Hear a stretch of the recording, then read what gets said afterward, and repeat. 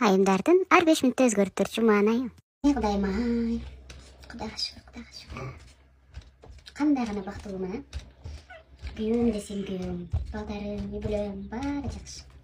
Күйөөмчү, эмне десем болот. Ушундай молодец балага тийдим бар. Каяктан да ушуга тийип алып. Шундан көрө жүрбөйүп, иштеп, ойноп, окуп жыргап. Ушуга тийип алып отурам көзүн карап. Ишке чыга албай. Подружкалар менен жолуга албай.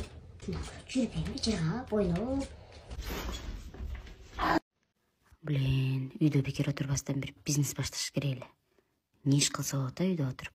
Кытайдан товар алып келип туруп, бул жакка алып келип сатсамбы? Же, ким алмак эле. Же болбосочу, СММге окуп туруп, СММ менеджер болуп иштесемби? Ой, азыр элдин баары СММ. Андан көрө фабрикага жазылып туруп, үйдө фабрикте иштесемби? Фабрик деле болбойт. Лучше пышырыктарды пышырып туруп, выпечкаларды пышырып туруп, анан ошолорду магазиндерге тапшырып, же болбосо на заказ пышырып, ошентип иштесемби? Же бирок ал өлө мээнеттүү. Андан көрөчү уйду саап туруп, сүт, каймак, айран, сүзмө кылып сатыш керек да. Блин, менин уюм жок го. Үйдө ушунча ишим турганда кайдагы бизнес? Андан көрө балдарым чоңойтуп анан иштейм.